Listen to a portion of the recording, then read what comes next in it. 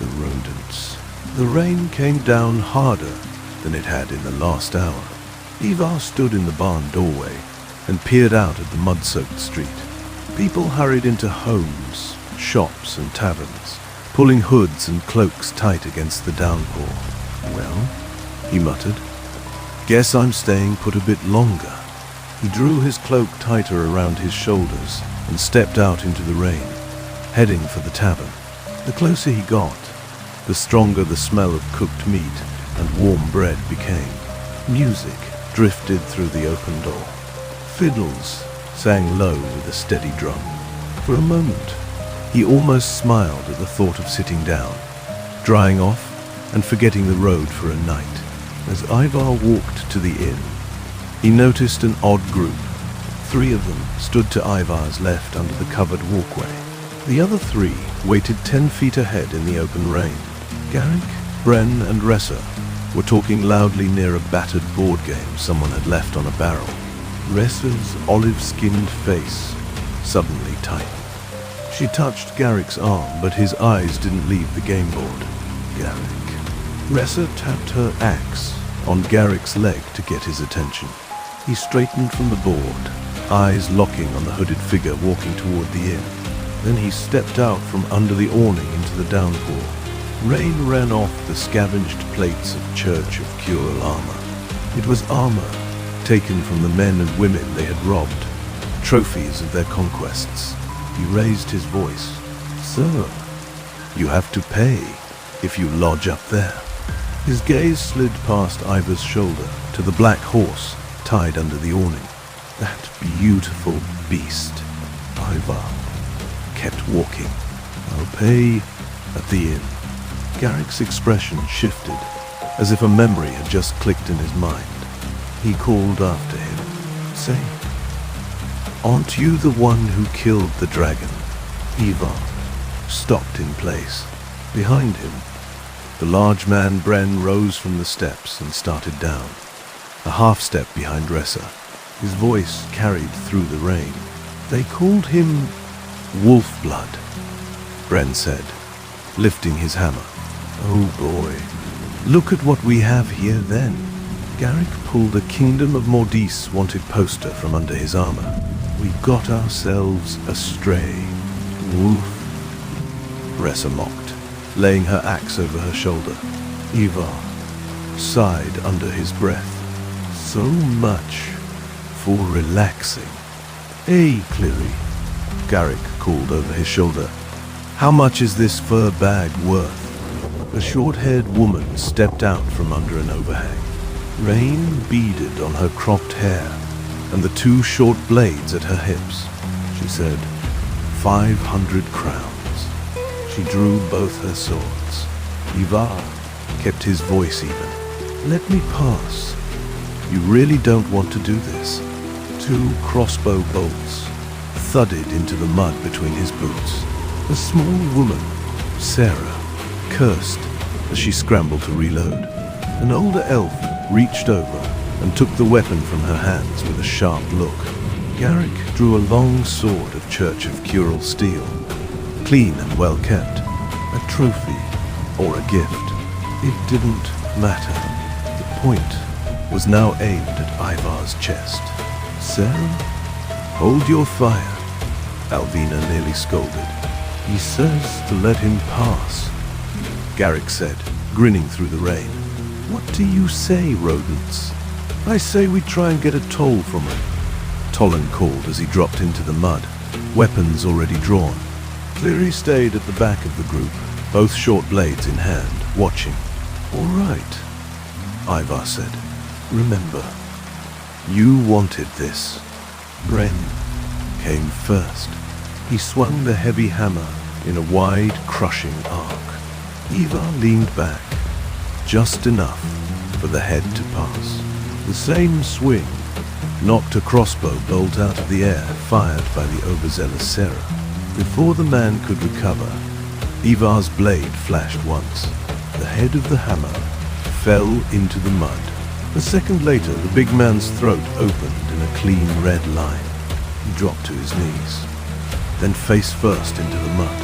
Garrick and Tollan rushed him together. Their blades whistled high and low, but Ivar matched both at once. He turned their strikes aside, as if he were practicing with children, his movements economical and unhurried. Slowly, he wore them down, waiting for the opening. When it came, he cut Toland's thigh open to the bone. The man crashed against the water trough with a strangled cry. Ivar pivoted in the same motion and took Garrick's sword hand cleanly at the wrist. Ressa leapt in, seeing her friends falling. With her short axe, she swung wild, but only hit air. Ivar stepped inside the swing and dragged his blade across her thigh in a deep, crippling line. She screamed and went down hard, holding her wound. Elvina drew her elven blade and charged next, aiming for his head. The steel whispered past his ear. She thrust and sliced, each attack coming closer.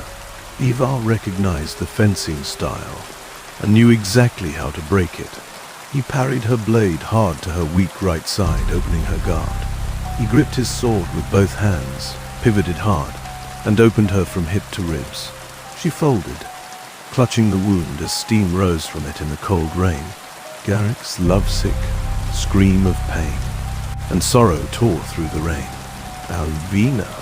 He forced himself up on his remaining hand and came at Ivar with pure rage, his heart breaking at the sight of her lying in a spreading pool of blood. Ivar took the sword arm at the elbow, then drove his own blade straight through the man's chest. Cleary screamed as their leader fell. Toland stood on his good leg and tried to fight, even though he was off balance. He barely got upright before Ivar's sword took his head clean off. Sarah loosed 2 more bolts, but both missed. Ivar answered with 2 daggers that buried themselves deep in her chest. She staggered back and collapsed without a sound. Ressa mustered some strength, forced herself upright on her ruined thigh, and lunged. Ivar leaned right and cut upward, severing the head of her axe.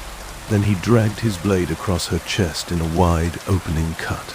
With a quick pivot, his sword whistled through the air.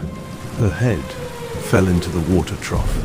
The body dropped beside the others.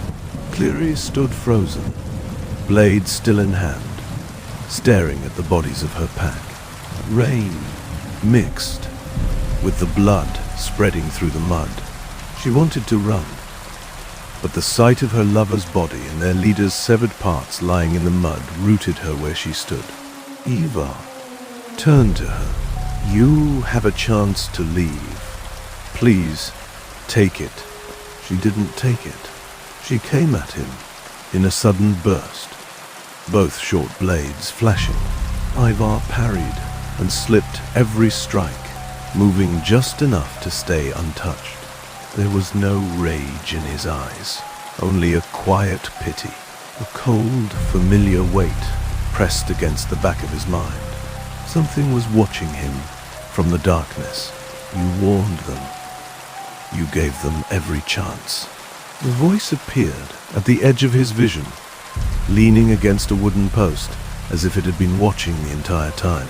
Its tone was colder than the rain, and yet, still, they came at you. She tried to kick, but only got air as Ivar stepped aside. Cleary's foot slipped in the slick mud. She went down hard, her knee popping, landing among the corpses of her friends. For a moment, she just stared at them. Then the tears came. Ivar stood a few feet from her and leveled his bloody sword at her. "Do you yield?" She answered with a wordless snarl and swatted the blade aside. As she tried to rise, Ivar closed the distance in 2 steps, knocked both weapons from her hands, and locked his left hand around her throat. She placed her hands on his forearm. "Who sent you after me?" Ivar's grip tightened. Who created the mark? Her eyes flickered from sadness to anger. She began to realize this was the end for them. The fight drained out of her. It was the Inquis. Just as she was about to speak, the voice stepped forward and laid its hand over Ivar's. A cold, hungry current passed through his fingers into the girl. She felt it. Her eyes showed the pain.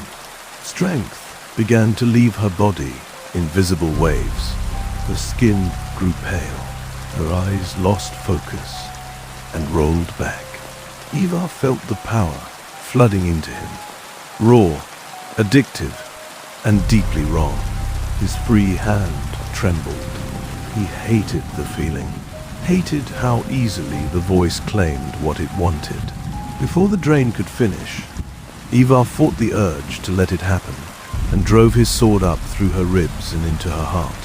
Cleri's body went still.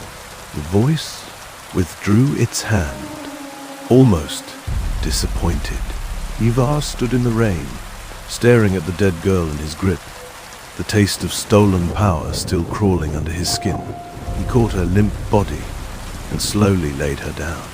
This was not supposed to happen, nor did he want this. Slowly standing, he corrected his cloak and sheathed his blade.